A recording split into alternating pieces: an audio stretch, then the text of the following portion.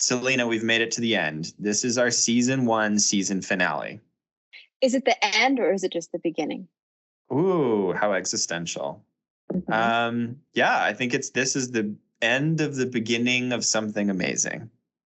I agree. I am so happy that we did this. It's been such an adventure so far. So many great conversations. And it's episode 10. Yeah. Wow. What a journey.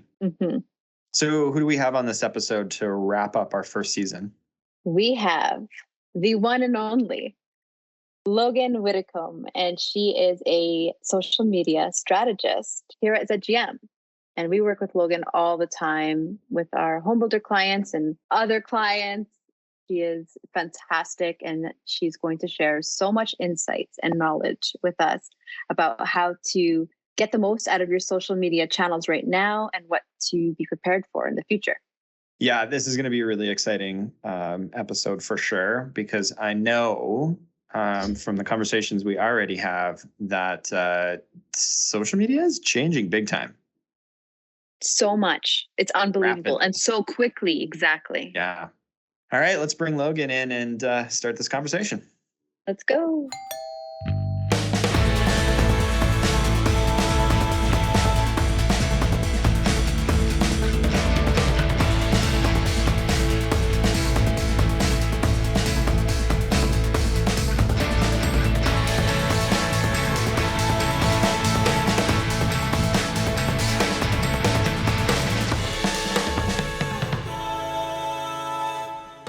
You're listening to Build Up, the Homebuilder podcast, brought to you by ZGM.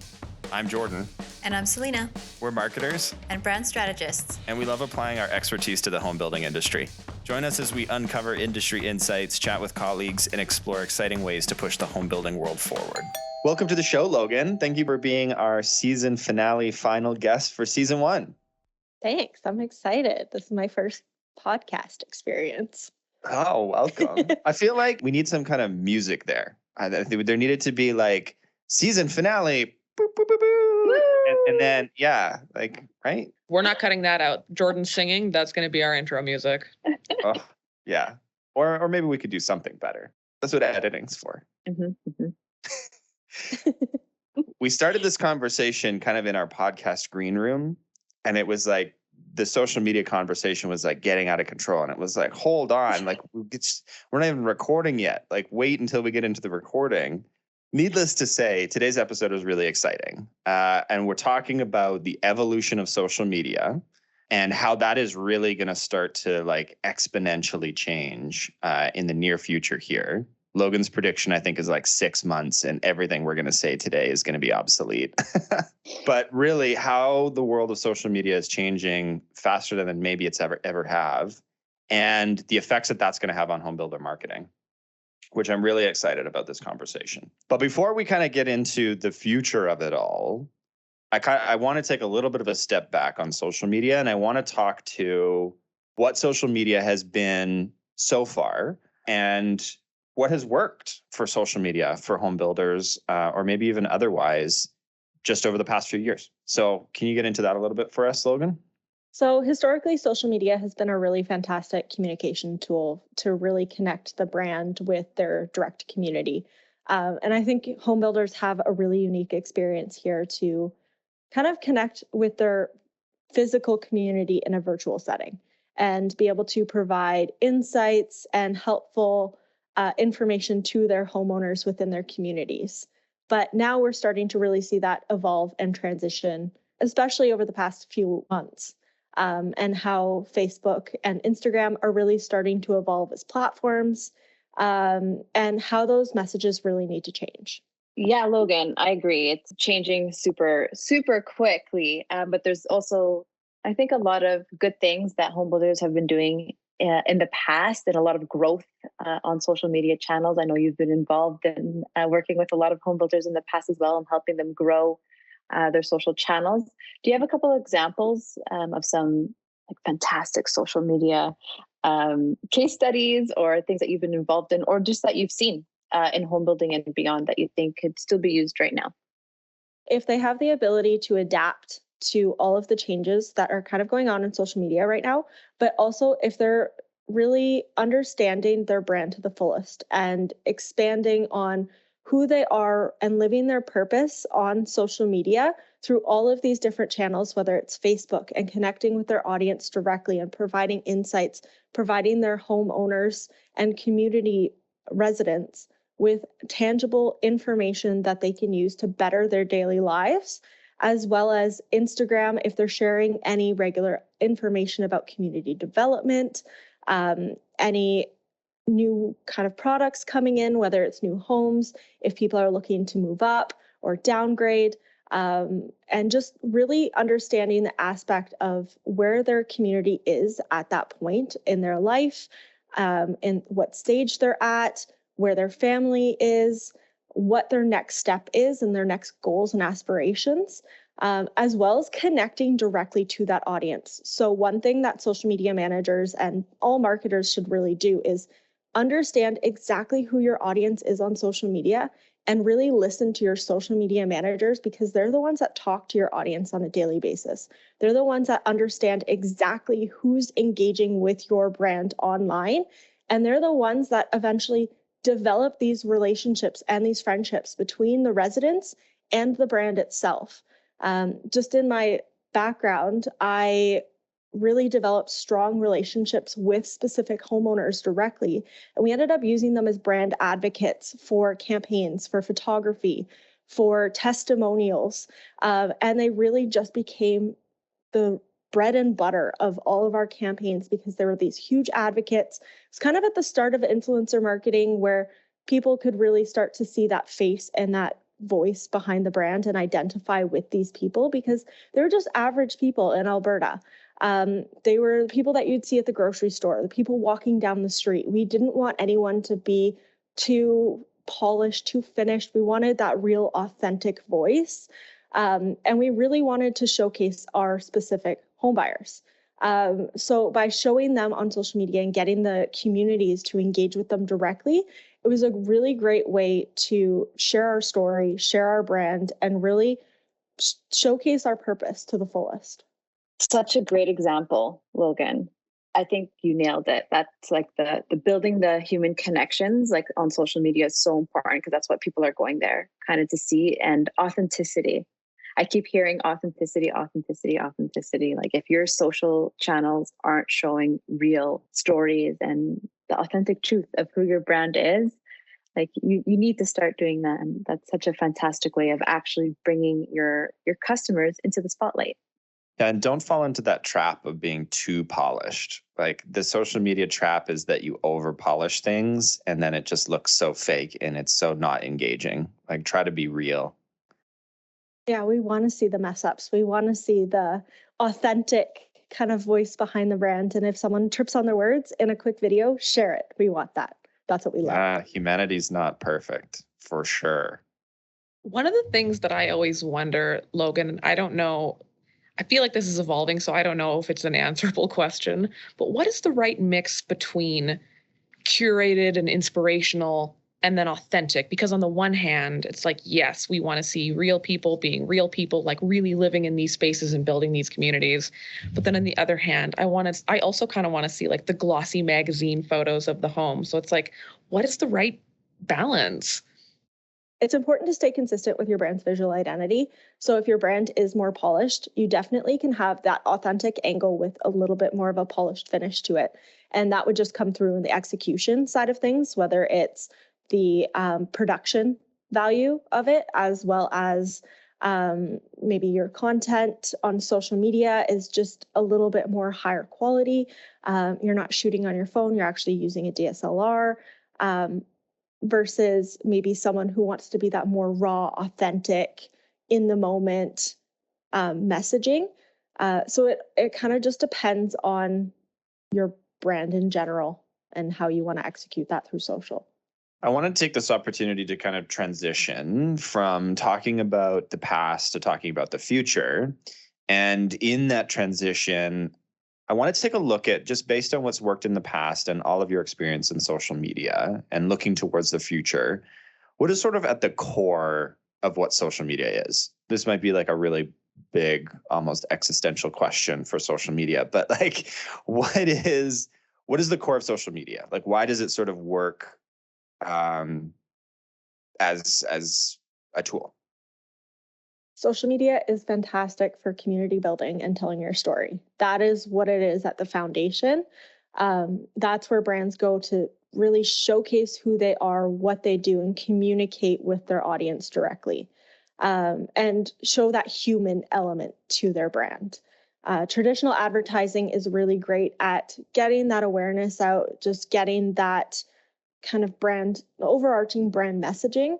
What social media is really good at is just getting those individual messages in the mindset of the consumer directly, and really just honing in on that demographic and really targeting towards them, and just helping you own your space.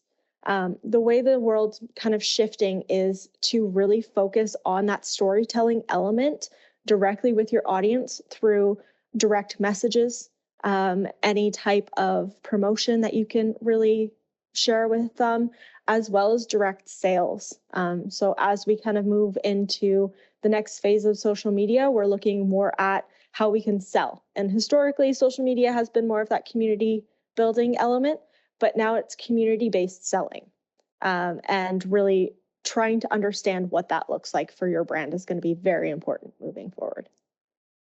Ooh, Logan, I'm getting excited. This stuff is so good.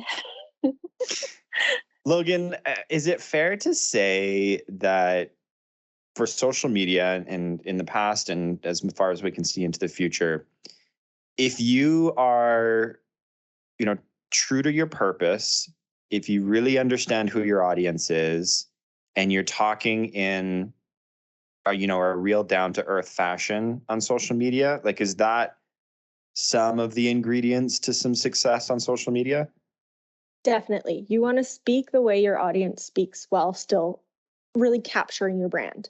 Don't use a lot of really big words or jargon. You want to speak exactly like they would on that specific platform. So an example of that, I'm going to use Duolingo because everyone loves them. They're just crushing it on social media right now. But the way they talk on every single platform is different. So they understand the purpose of each platform. They understand their brand. They live and breathe it. So their social media team is fantastic at understanding the purpose behind each individual platform, understanding their brand, and adjusting for that platform. So on LinkedIn, they'll speak more of a high-level professional voice and tone, whereas TikTok, they're doing dances and like shaking their booty and like having fun, just doing things completely off the mark than what you'd see any other brand doing. But it's working. It's kind of creating that shock factor that is a little bit of their element of their brand, and just playing off of that and developing content that really captures that audience, but still utilizing some of their brand elements kind of consistently. No, that was a great example. And Duolingo, of course, they know all about language, the language of LinkedIn, the language of TikTok, Spanish, whatever. Exactly. They have so much fun with it. Their team's amazing. I think, Logan, that's such a great note too, because I think there's a lot of apprehension from not just home builders, just generally from any like professional or business account of, do I sound too casual? Like I'm, talking from the corporate account or whatever. There's a little bit of like nervousness maybe around like how casual can you be. And I've noticed even like when I'm scrolling through my feed, sometimes I like stop like from like, let's say the Glamour magazine or something, or even Vogue, like their post copy is so casual. And I'm like, wait, did somebody like hack their account? Like lowercase, like starting a sentence in lowercase, like using slang, a lot of like emojis, like the side eye kind of thing. So I think it's exactly like, who's your audience? Are you talking to millennials and Gen Z? What, like, can they relate to you? Can they feel like they can engage with you in conversation, and just being a little bit more open to maybe letting loose a little bit? Totally. Yeah. And if you can transition from any emoji with a smiley face to that like death emoji and follow any trend that Gen Z is putting into place with your content, that's also really going to open you up and make you really a little bit more current as well. So you want to stay casual, you want to be current, you want to use the right emojis that the rest of the internet is using. You want to stay up to date with the trends and make sure that you're not using those cringy emojis that will turn people away from your brand. Each emoji has a different purpose. So when you're incorporating that too, also make sure that you're looking into kind of the background of it, as well as not just emojis, but hashtags. The hashtag strategies kind of across all platforms right now are completely changing, and the world kind of around that and using hashtags versus keywords is evolving drastically. So you want to make sure that you're using the right ones, and don't be afraid to be casual. Social media is casual. Be as authentic and true to you as you can. It makes sense in a lot of ways, right, Logan? Like when we think about it, no matter how big you are on the whole work-life balance thing, all of us don't really have that anymore. Like everyone has a smartphone, and on your smartphone, you probably have Slack or Teams or whatever work communication channel. Like you're checking things on the weekend. You probably follow some business podcasts or YouTube channels. Like it's just the intersection of work and life are so all encompassing now that if your brand isn't interesting to somebody on a human level, why would they engage with your content? Exactly. Yeah. You have to think about that humanity element to it and speak as though you're speaking to a coworker or a friend, right?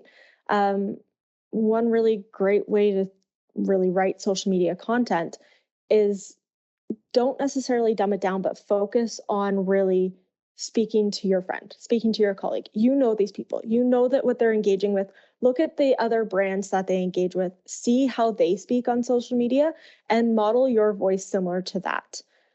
You really want to make sure that you are just being true and authentic, and it just comes back to that authenticity element to it. I think that's such a I've never really heard it put that way, Logan, and it makes so much sense. So it's like when you think about it, you're advertising, maybe a billboard, maybe a radio ad, maybe an online display ad, that's kind of like the first introduction. And so if you are in a room and you're making the first introduction to somebody, you're going to be a little bit more formal. You're going to be a little bit more professional. That's your first introduction. You want to make a good impression. When it comes onto social media, that's different. These are your friends. These are people who like you. These are people who want to engage with you. And so you're not going to, again, come across as if this was your first interaction in an all professional, formal manner. You're going to want to interact with them kind of on their level and we're friends. We can hang out. We can be cool. We don't have to be like, hello, my name is, and I am this, and very stiff. Like that is a little bit of an eye-opening, just very well put, social media outline, I think. They literally like you. Literally like you. They are actually following you and want to be your friend. You. Yeah. All right, Logan, you already talked a bit about Gen Z and the importance of Gen Z. Maybe not for everybody, and who their kind of core audience is or who they're trying to sell to or whatever it is. But Gen Z is very important. And I think for home builders, it's a really, really important audience to pay attention to because they are coming in. They're coming into the market. They're our next home buyers, and how they're engaging on social media and kind of what their consumer behavior is really, really important to watch. So the future is, I think, hyper-focused on Gen Z a bit and what they're doing right now on social. So kind of what are your thoughts about Gen Z and their interactions on social media and kind of trends that are going on with them and the evolution of social and where it's going in the future? I really, really want to quickly just note that what we know is how much time people are spending looking at screens. We have stats of where people are spending 8 hours of their waking day looking at a screen, which is incredible. A lot of that time is spent on social media. Logan, of course, tells us all the time. So, Logan, what are your thoughts about it? Yeah, so with Gen Z, kind of moving forward, if they don't live and breathe the same values, or if you don't showcase the same values, it's going to be really hard to attract their attention. they're very focused on environmental impact as well as whether or not you're being true to your brand purpose. They kind of see through everything. We've never really had a generation like this before that isn't scared to call you out and be prepared to be called out on social media, which it can be a really fantastic thing because it's something that you can own and spin into a positive. It's a really good opportunity for you to look internally once you're called out by this generation to really see if there's something that you can change, something you can adapt to, see if there's a critical error that was made or that will eventually be made, and see if there's an opportunity to change that perception and really work on that element with your brand. It's also a really good opportunity to listen to what they say. They are really focused on social justice as well as environmental impact, and making sure that everyone is treated equally and that brands have the same values that they have. It's integral to their kind of foundation and who they are. So by having the same values as them, it's a really great opportunity to target them and just really speak to them directly through your messaging and showcase how you're making these changes within your brand. If you are really focusing on supporting your community, I really encourage you to share that on social media. Share it in your Instagram stories. Create a whole new content bucket dedicated to that new topic and weave it into your brand story. If you're focusing on creating equality for your community, really level that into your influencer marketing or your brand partnerships, how you're using that on social media, what you're talking about, who you're talking to, and how you're building your homes or what you're trying to bring into the space. It could be you're working with an interior designer that's focusing more so on supporting the environment, or you're working on building a more sustainable home, or a net zero home. And what that looks like, share that story, weave that into the foundation of your content on social media, and really make sure that you are providing as much detail. Going back to call out, brands on social media need to really make sure that they are comfortable with being called out. And it's not necessarily a cancel culture. It's more so really trying to make sure that people are accountable and that brands are accountable, and it's holding people accountable to their actions. So make sure that you own it, learn from it, make steps to really fix or correct whatever you were called out on, and then transition to how you can really continue to grow that within your current business. Logan, something we chat about a lot is, and around like getting maybe some negative comments on social media with clients that we have had. And it just happens. It doesn't matter what industry you're in. It's going to happen. Things go on, especially in like a home building process. There's a million things going on when you're building a home. Some things, stuff happens. So just knowing that, stuff is going to happen. You're probably going to get some negative comments, like be prepared for it. It's okay.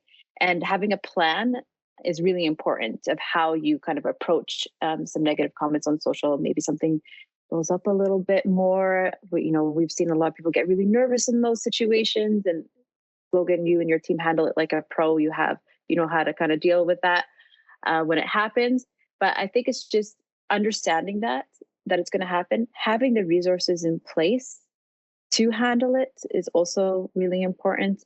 And I think this ties in really well to, social media is so big and needs a team. And as we go into the future, dedicating resources to your social media channels are so, so important, because it is definitely not a side job. It is not, I am the marketing manager / I handle social media. It is social media dedicated team, ideally, of course, or having somebody support your marketing team, because we know that not just Gen Z, but a lot of people are just going to social media channels to get brand news and get information about products. They're completely skipping the website now. So based on that information, your social media strategy definitely has to shift. Logan, would love kind of to hear what your thoughts about that are too. Yeah, it's a very loaded question. There's so many different exciting things within that. So just kind of going back to the crisis side of things, it's really important to have a crisis communications element to your strategies as well as to your brand.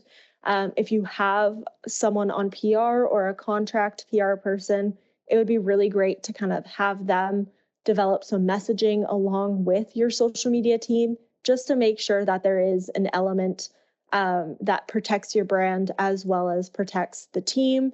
And whatever the situation is, you do have to take ownership of it.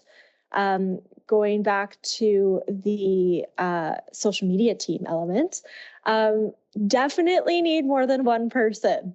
Social media, and I don't think people understand, is a 24/7 job.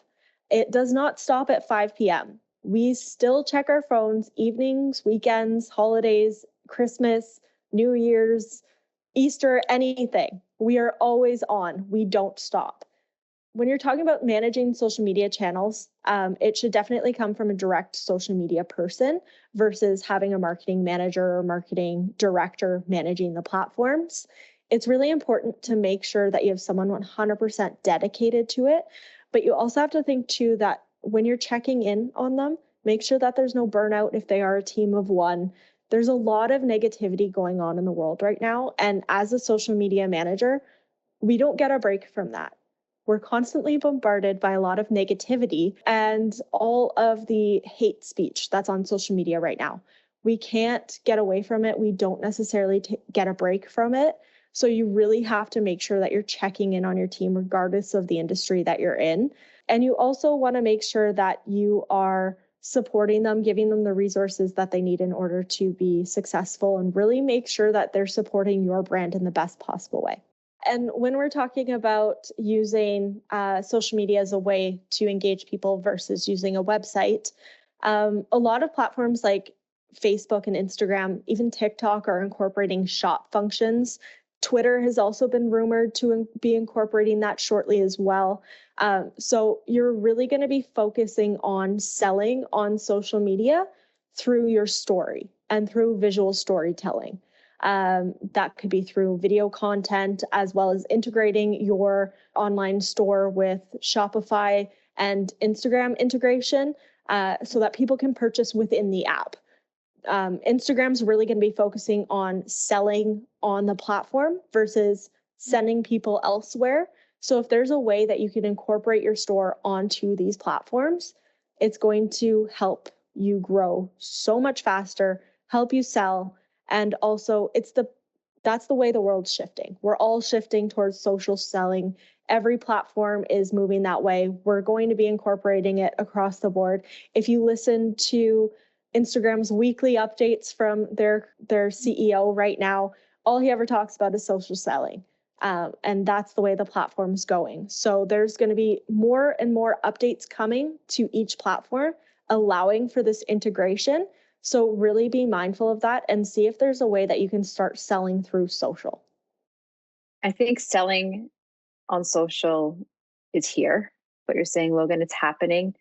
I went to a conference in Vegas and it was more retail focused, and that was all the buzz, like comment sold, selling live, and building this kind of almost like a selling ambassador who goes on every day at like a certain time and just sells products. Yeah. And it's a little bit different for home building because it's a home. It's a huge purchase. Maybe you're not going to see somebody talking about a home and be like, buy right now, $300,000. But at the same time, maybe that's where it's going to go in the future. Who knows?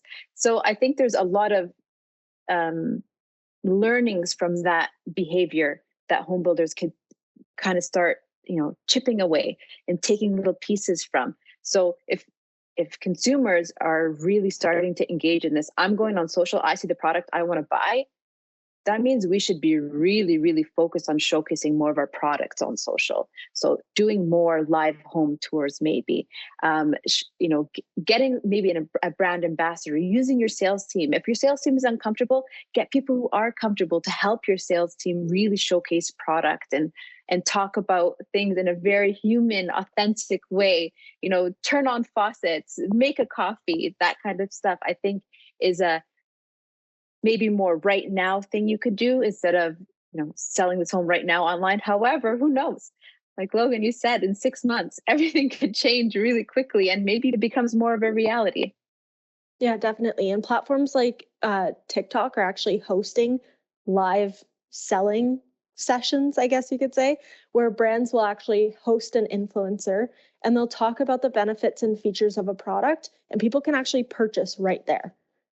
So it's like you said, Selena, it's already here. They're already doing it. Platforms are integrating it. We're just going to see more of that next step coming within the next few months. But definitely something that everyone should be tapping in on right now and utilizing whatever tools they can right now in order to sell something. It could be selling your brand. It could be selling the product. It could be getting sales traffic, getting people into your show home.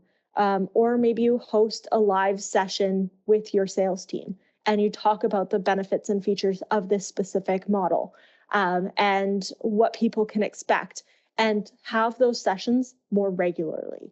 And what's great with Instagram and TikTok now is that you can actually pre-schedule lives so that all of your Instagram or TikTok followers get a notification and any, let's say, TikTok post that you have, it will actually have a bar.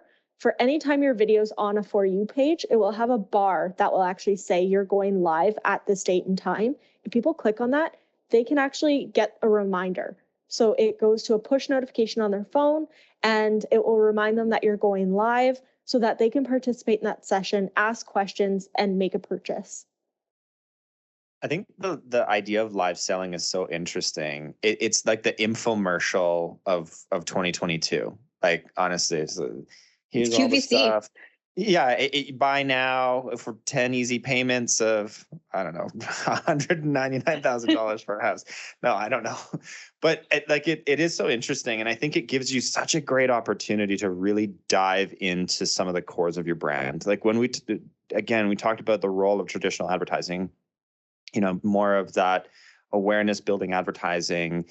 You don't get to dive into the details there. Like you just don't have time. Again, it's that, formal introduction. It's not a casual conversation. But when through live selling and through social media, like you can actually get into some of the details that would seem boring almost in, a radio ad, but are like engaging in a social platform.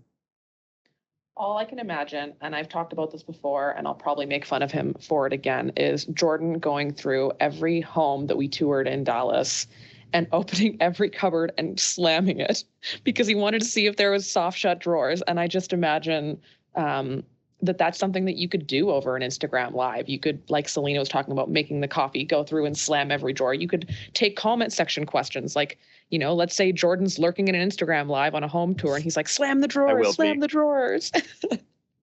He's more likely to buy if he sees that it's soft close. So get in there. I have to say, it's something very important for me.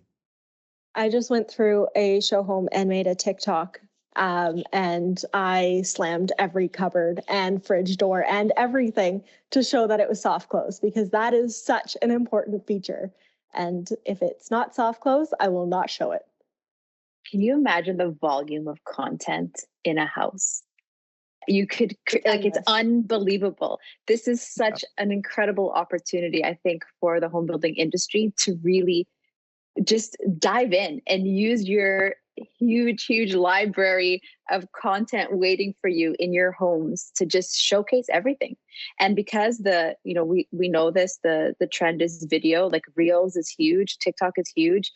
Logan, you could speak to this way better than I can, but I know there's a lot of shifts going on Instagram right now where it's like they're going to be pushing video over static posts. And like we're going to maybe go on Instagram and that's what we're going to see. We're not even going to see static posts anymore. You could correct me if I'm wrong, of course. So I think this is the opportunity to get comfortable with making videos, get on reels. They're short, they're easy. Ask for a tutorial, ask for, reach out to our team or whatever agency maybe you're working with or social partner that you have to get some tips and tricks and maybe a little bit of guidance on how to create them, because really they're so, so valuable to help tell your brand story.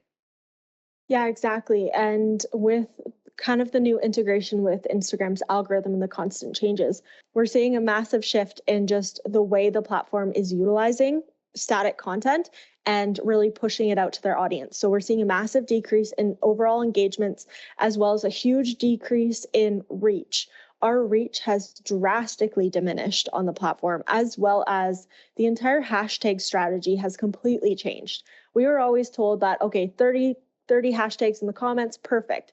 Now we're told that it's confusing to the algorithm and your content won't perform. So put 8 hashtags that are super niche in your actual post itself.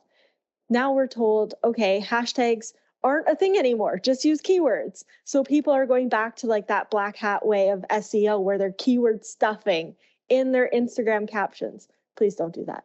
But it's so interesting how things are changing, and the way the algorithm is continuing to grow.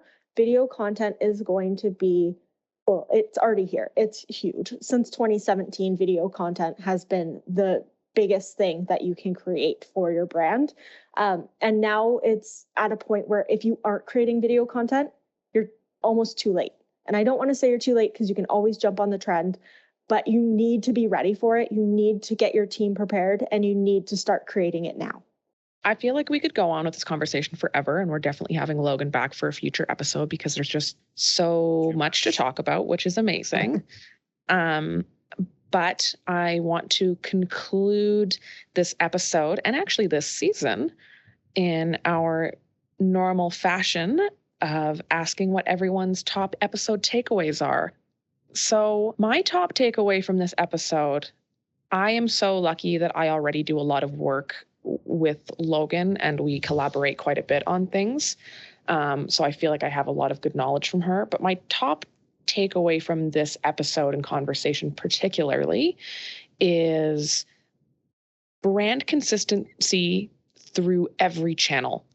And not just your same voice on every channel, but also the applications of that voice on every channel. I always think about brand tone in a very human way, and that is true in this aspect as well, right? Think about the way that we speak to our clients versus how we speak to our friends. That applies to how a brand should speak on LinkedIn versus how a brand should speak on TikTok, right?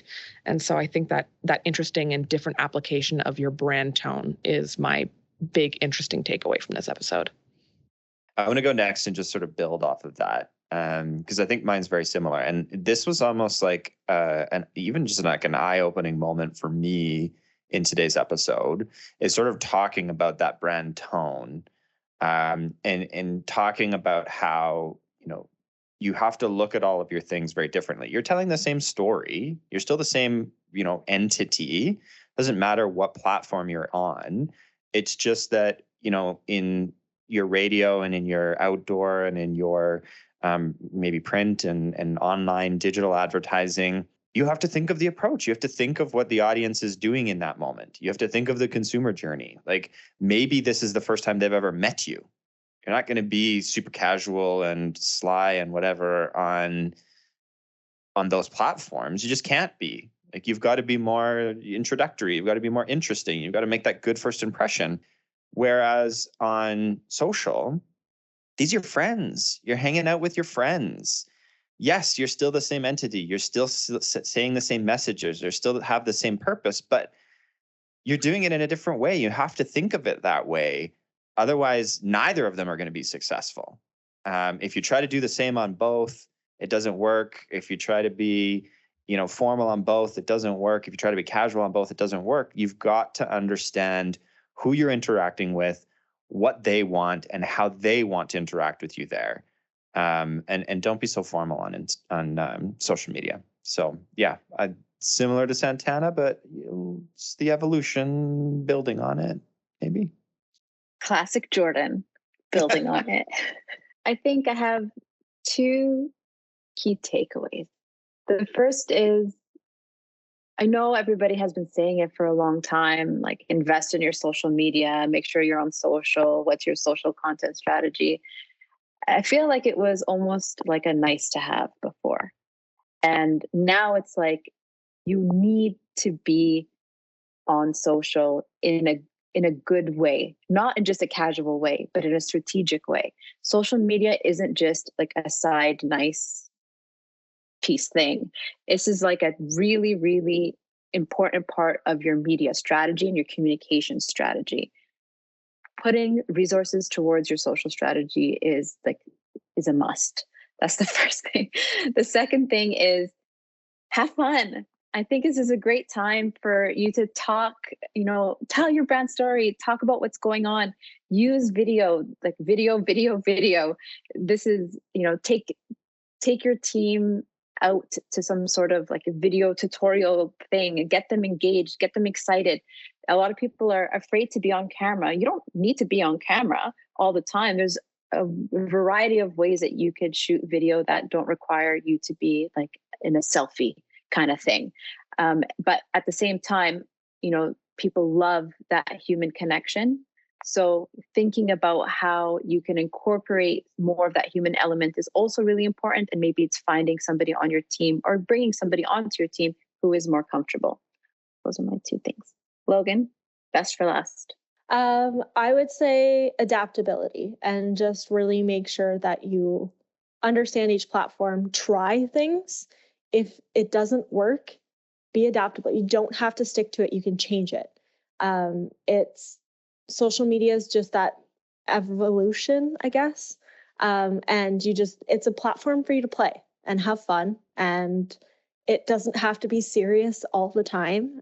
You can have fun. You can make light of your brand and just showcase who you are and your team and what you're proud of. It doesn't have to be serious. So that wraps up season 1, Selena. I can't believe it, Jordan. It's I know over. For now. I know, it's just the beginning. I'm kidding. This is just the beginning. Season 1, 10 episodes. Wow, this was fun. It was really fun. And I learned so much. And we had such fantastic conversations with incredible people, really. Some people we knew and some new people that honestly brought, I think, so much insight. Oh, I totally agree. Do you have any favorite memories from season 1? I have many favorite memories from season 1. Particularly from the beginning when we legit had no idea what we were doing. And I think I was like smashing into the microphone with my face, running away from the microphone at one point, like getting, uncomfortable with it. Yeah, I think it was like figuring things out because we had never done anything like this before, but I think we figured it out after like episode 7. Yeah, there was some bumps along the way, but I think we figured it out. I'm pretty happy with season 1. I think that, we had some amazing guests. I think we talked about some really interesting topics, and I think we had a lot of fun. Yeah. And like, for me, this season was just like uncovering or like opening the first page of like a huge book. Like we just started. Yeah. There's so many like amazing things that we could talk about and explore more. And so many people too that I'd love to speak to in season 2. To be continued. To be continued for sure. I don't think we've got an exact launch date for season 2 yet, but it will be sometime later this year. We already have some amazing guests lined up for season 2. We're going to change our format slightly, ever so slightly. Tweak, make better. But excited for season 2, so it'll be coming soon. Okay, Keep following us on social. Subscribe. Yeah, like, comment, ask us questions. Yeah. All right. See you later, Jordan. See you in season 2. I'll see you in 2 minutes. Bye. Bye. This has been a ZGM podcast with your hosts, Jordan Mayer and Selena Hallaby, produced by Santana Blanchette, edited by Shelby Von Groven and Scott Steele, and supported by everyone on the ZGM team. Woo!